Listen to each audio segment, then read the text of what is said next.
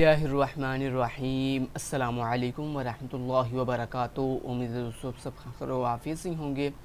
दोस्तों आज के अपने इस वीडियो के अंदर मैं आप दोस्तों को ये बताऊंगा कि आप किस तरह से वर्चुअल यूनिवर्सिटी ऑफ पाकिस्तान के अंदर अपने मिड टर्म की प्रिपरेशन, अपने फाइनल टर्म की प्रिपरेशन, असाइनमेंट्स, क्विज़ेज़, जीडीबीज़, ये सब कुछ अच्छे तरीके से प्रिपेयर करके, अच्छे तरीके से रेडी करके किस तरह से आप जो है वो अपना सीजीपीए इंक्रीज़ कर सकते हैं, किस तरह से आप बहुत अच्छे मार्क्स जो हैं वो गेन कर सकते हैं, एक अच्छा ग्रेड जो है वो हासिल कर सकते हैं वर्चुअल यूनिवर्सिटी ऑफ पाकिस्तान के अंदर।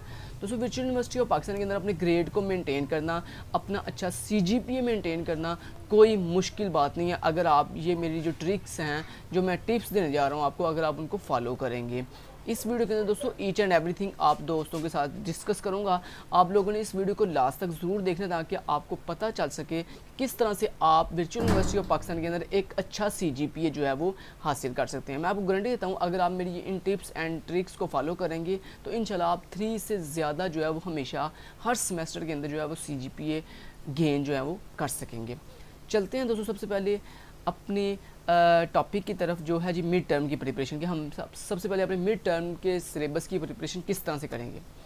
दोस्तों वीक के अंदर जो है वो हमारे पास 7 डेज़ होते हैं, मंडे से लेकर संडे तक। सबसे पहले जो संडे है, जो इतवार का दिन है, वो बिल्कुल आपने रिलैक्स करना है, कुछ नहीं पढ़ना आपने, समझें वो आपके लिए इंजॉय है, वो आपके लिए बिल्कुल फ्री है। आप जाएं, घूमें फिरें, जहाँ मर्ज़ी बैठें, दोस्तों के साथ गपशप लगाएं, जो मर्ज़ी करें। लेकिन जो बाकी रिमेनिंग 6 डेज़ है ना, मंडे से सैटरडे तक, आपने इन 6 डेज़ में पढ़ना है मेरी टिप्स एंड ट्रिक्स को फॉलो करते हुए। अब क्या करना है दोस्तों, सबसे पहले जैसे सेमेस्टर स्टार्ट हो तो आपने अपनी जितनी भी बुक्स हैं उनको काउंट कर लेना है। मान लें आपके पास 5 बुक्स हैं, 4 बुक्स हैं, 6 बुक्स हैं, जितनी भी बुक्स हैं, फ़र्ज़ करते हैं 6 बुक्स हैं आपके पास, ठीक है। अब दोस्तों करना कि आपने सबसे पहले जैसे सेमेस्टर स्टार्ट हो तो आपने मंडे वाले दिन वाली कोई एक बुक चूज़ कर लेनी है कि मैंने मंडे को जो है ना ये वाली बुक पढ़ा करूँगा या पढ़ा करूँगी। उसके बाद आपने ट्यूसडे के लिए भी एक बुक चूज़ कर लेनी है। हर दिन के लिए सिर्फ एक बुक चूज़ करनी है। जैसे मंडे के लिए आपने एक बुक चूज़ की कि मैं मंडे वाले दिन ये बुक जो है वो पढ़ा करूँगा या पढ़ा करूँगी। इसी तरह ट्यूसडे वाले दिन कोई दूसरी बुक जो है वो चूज़ करें, फिक्स करें। जैसे आपने मंडे वाले दिन के लिए चूज़ की CS 301 कि मैं आइंदा से जब तक मेरे मिड टर्म के पेपर नहीं आ जाते तब तक मैं मंडे वाले दिन CS 301 पढ़ूंगी या पढ़ूंगा, फिक्स कर दिया आपने। इसी तरह ट्यूसडे के लिए भी एक बुक फिक्स कर दें, वेडनेसडे के लिए भी एक बुक फिक्स कर दें, थर्सडे के लिए भी एक बुक फिक्स कर दें, फ्राइडे के लिए 5th बुक फिक्स कर दें और सैटरडे के लिए भी कोई एक बुक फिक्स कर दें। अब मान लें अगर कुछ दोस्त कहते हैं जी मेरे पास तो 7 बुक्स हैं, तो वो क्या करें कि इन 6 बुक्स जो आपने फ़िक्स की हैं अपने मुतलका डेज़ के साथ, उनमें इन 6 बुक्स में जो बुक सबसे ईजी होगी ना उस बुक के साथ आप वो जो 7th वाली बुक है ना वो साथ अटैच कर देना। मान लो कि आप जो थर्सडे वाले दिन बुक पढ़ते हो ना, बुक नंबर 4, वो बड़ी इजी है इन 6 सब्जेक्ट में, तो आपने फिर क्या करना है, आपने थर्सडे वाले दिन इस बुक नंबर 4 के साथ बुक नंबर 7 भी अटैच कर लेनी है, ठीक है। तो ये आपने इसका सोल्यूशन है।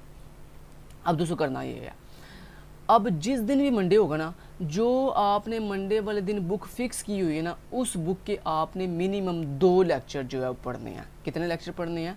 2 लेक्चर प्रिपेयर करने हैं, स्टडी करने हैं। अब पढ़ने कैसे हैं दोस्तों, उसके लिए आपके पास चाहे जो फिज़िकल आपके पास बुक है अपने उस सब्जेक्ट की, या फिर आपके पास हैंड आउट्स हैं उस सब्जेक्ट के, तो आपने जो भी है फिज़िकल है या हैंड आउट्स हैं, अगर हैंड आउट्स हैं तो उसको उसके चैप्टर्स ओपन करके रख लेने हैं जो आज आपने पढ़ने हैं।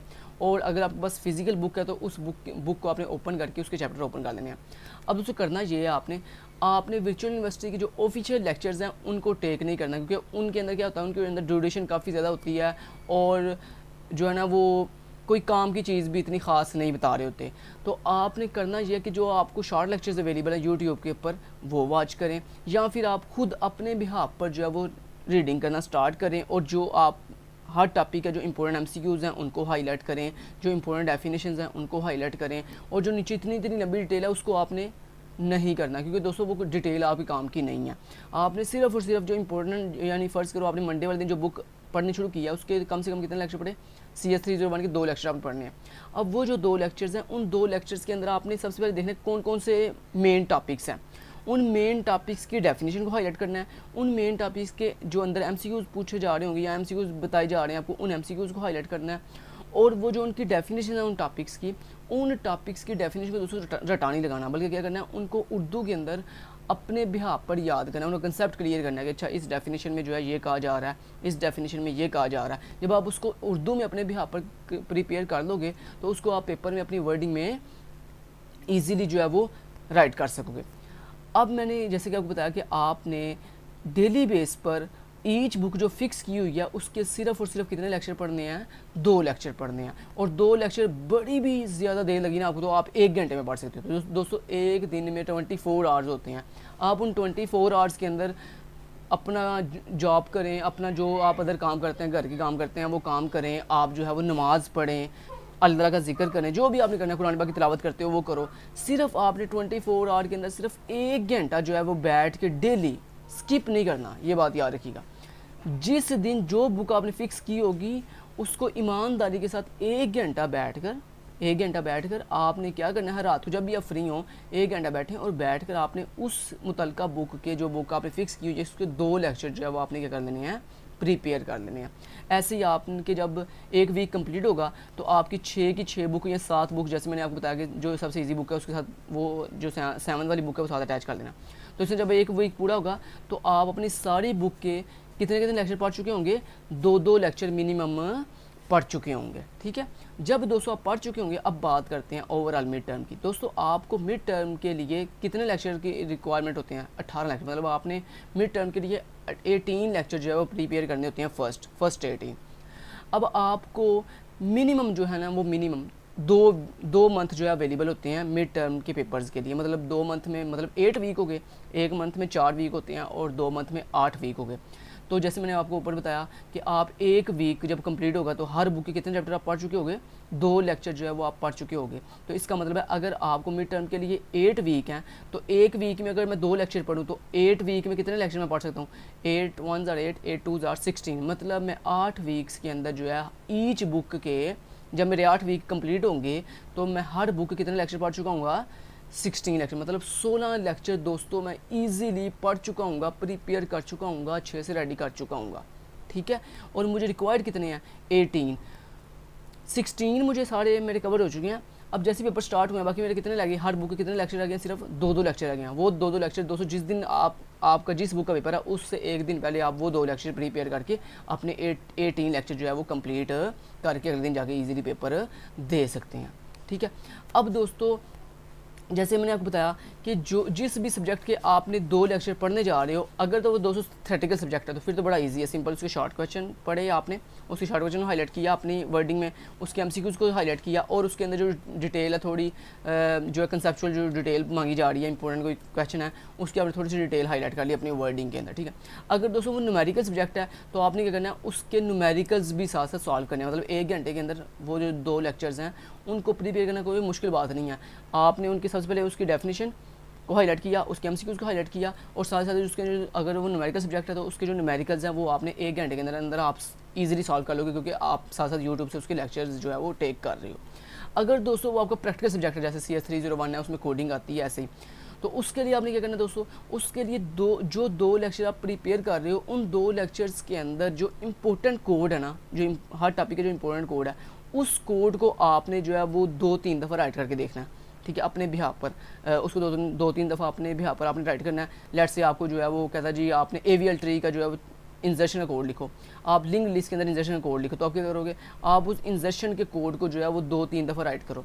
तो 2 लेक्चर्स के अंदर मैक्सिमम कितने कोड होंगे, बड़े भी कोड हुए दोस्तों आपके ना, मैक्सिमम जितने भी प्रैक्टिकल सब्जेक्ट है ना उनके अंदर ईच लेक्चर के अंदर ना मैक्सिमम 1 मेन टॉपिक होता है कोड वाला, या 2 मेन टॉपिक होते हैं, फर्स्ट करें 3 मेन टॉपिक है। ठीक है, और उन 3 मेन टॉपिक का कोड अगर आप शॉर्ट लेक्चर्स वाले यूट्यूब से शॉर्ट लेक्चर फॉलो करें तो उनके ऊपर छोटे छोटे कोड के साथ उन्होंने समझाया, उस चीज़ को जो है समझाया होता है। आप सिंपली उस कोड को अपने नोटबुक पे नोट करें, ऊपर टॉपिक का नाम लिखें, नीचे उसका वो जो कोड है सिंपलीफाइड फॉर्म के अंदर जो उसने समझाया हुआ है यूट्यूब के ऊपर उसको लिखें, और उसको लिखने के बाद दोस्तों उसको अपने भी यहाँ पर भी एक दफ़ा रफ फॉर्म में जाके राइट करें कि मैंने अभी ये कोड जो सीखा है इस कोड को किस तरह से हमने प्रिपेयर करना है। आपको चाहे वो कोड आता है नहीं आता, आपको समझ आती है नहीं आती, आपने सिर्फ क्या करना है उस कोड को एक दफ़ा जो है अपने भी यहाँ पर राइट कर लिया। जब दोस्तों आप अपने भी यहाँ पर राइट कर लोगे ना तो वो आपको कोड जो है ना वो माइंड में बैठ जाएगा कि अच्छा इसका इस तरह से कोड जो है मैंने टाइप करना था। ठीक है। तो ये दोस्तों मिड टर्म की प्रिपरेशन का मैंने आपको शेड्यूल बताया कि आपने डेली जो है ईच बुक के सिर्फ एक ही बुक करनी है डेली, और उस एक बुक के 2 लेक्चर जो है वो आपने रेडी करने हैं। संडे वाले दिन आप बिल्कुल फ्री होंगे। इस तरह दोस्तों आपके मिड टर्म का जब पेपर करीब आएंगे तो आपके 8 वीक्स के अंदर हर बुक के तकरीबन 16 लेक्चर जो है वो कंप्लीट हो चुके होंगे। सिर्फ हर बुक के 2-2 लेक्चर रिमेनिंग पे रह चुके होंगे।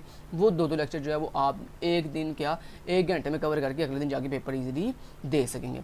अब दोस्तों अगर हम फाइनल टर्म की बात करें तो चूँकि जब आपने मिड टर्म की प्रिपरेशन कर चुकी होगी तो अब आपकी एक आदत बन चुकी होगी। कहते हैं ना अगर एक इंसान नमाज़ पढ़ना शुरू कर देना तो उसकी फिर आदत बन जाती है। फिर उसको जो है ना स्टार्टिंग पे ना उसे फजर की नमाज़ पढ़ना बहुत मुश्किल लगता है, इशा की नमाज़ पढ़ना बहुत मुश्किल लगता है, लेकिन जैसे जैसे उसकी रूटीन बन जाती है फिर उसके वो जो चीज़ मुश्किल लग रही होती है ना वो उसके लिए ईजी हो जाती है।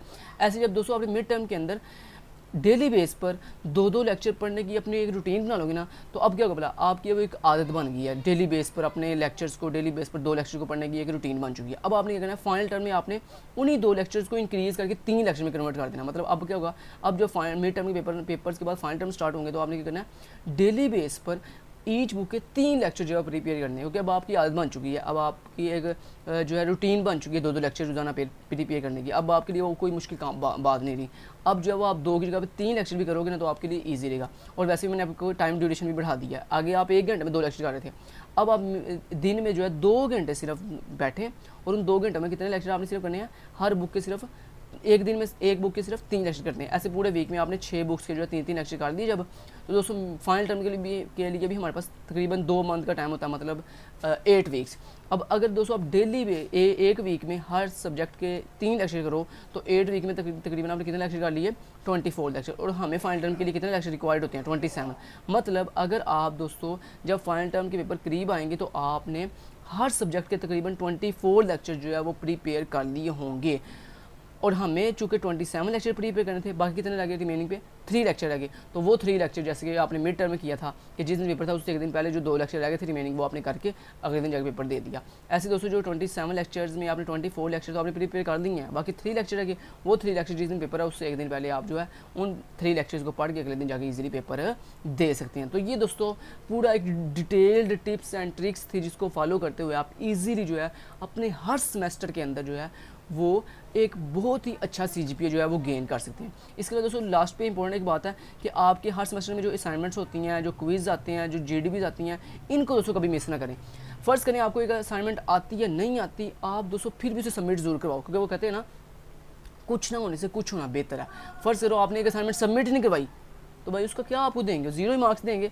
अगर फर्स्ट एक असाइनमेंट आपने तुक्का लगा के सबमिट करवा दिया तो कम से कम यार 2-3 नंबर, 4 नंबर, 5 नंबर तो मिल ही जाएंगे ना। ऐसे क्विज़ फर्स्ट 10 नंबर का क्विज़ है आपका, अब वो 10 आपने क्विज़ किए ही नहीं, छोड़ ही दिया तो क्या मिलेगा आपको, 0 मार्क्स मिलेगा। लेकिन अगर आपने फर्स्ट क्विज़ तुक्के से लगा दिया तो ज़रा तुक्का करते करते चले मान आपने 2 या 3 नंबर तो चलें टेक कर ही लेंगे।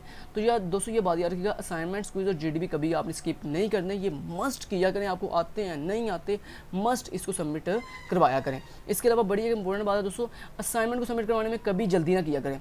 पहले यूट्यूब पे अच्छे तरीके से उस असाइनमेंट को सर्च कर लिया करें। फर्स्ट करें एक यूट्यूबर ने अपलोड किया, फिर दूसरे ने, फिर तीसरे ने, तो आप सबकी एक दफ़ा देखें कि जिसकी ज़्यादा अथेंटिकेट है, मतलब जिसकी असाइनमेंट का सोल्यूशन ज़्यादा आपके रिक्वायरमेंट से मैच कर रहा है, आप उसकी असाइनमेंट को फॉलो करें और उसकी असाइनमेंट को वॉच करके फिर उसे सबमिट करवाएं। ज़्यादा जल्दबाजी ना करें। आप पहले दिन में जो है असाइनमेंट आती है, अपलोड होती है, साथ ही जो है देख कर वॉच करके वीडियो और अपलोड कर देते हो। नहीं, चाहे आप डेडलाइन वाले दिन, मतलब जिस दिन ड्यू डेट है उस दिन चाहे असाइनमेंट सबमिट करवाओ, लेकिन कोशिश करो कि असाइनमेंट जो है वो अच्छे तरीके से पहले अच्छे तरीके से जो है वो वॉच करो, वीडियोस देखो कि किस यूट्यूबर ने जो है वो अच्छे तरीके से आपकी असाइनमेंट को फॉलो किया हुआ है, मतलब तमाम की तमाम जो इंस्ट्रक्टर ने आपको रिक्वायरमेंट्स की थी क्या उन रिक्वायरमेंट को फॉलो किया, ये सारी चीज़ें देखते हुए फिर आपने असाइनमेंट जो है वो सबमिट करवानी है। तो क्विज़ भी आपने ऐसे ही, क्विज़ भी आपने जो है क्विज़ दोस्तों जब आता है तो क्विज़ आने से पहले वो बता देते हैं कि ये क्विज़ आ रहा है, इसमें कितने चैप्टर इंक्लूड होंगे। तो चूँकि दोस्तों आपने वैसे भी आपको क्विज़ प्रिपेयर करने की जरूरत नहीं पड़ेगी, क्योंकि जब आपकी ये रूटीन बन जाएगी ना कि हमें डेली जो है वो 2 लेक्चर पढ़े हुए हैं, तो आपको फ़र्ज़ करें आपको पहले 6 लेक्चर में से क्विज़ आ रहा है, तो जब आपने दोस्तों डेली जो है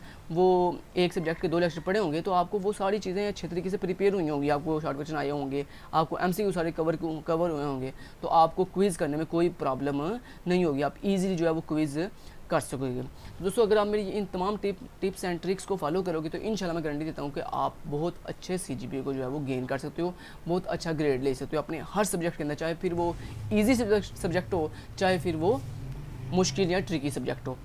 उम्मीद करता हूँ आपको मेरी वीडियो के अंदर जो बातें मैंने कही हैं तमाम की तमाम बातों को अच्छे तरीके से आपने क्लियर किया होगा, तमाम चीज़ों को आपने अच्छे से तरीके से पिक भी किया होगा। Thank you so much. Till then guys, take care, अल्लाह हाफिज़।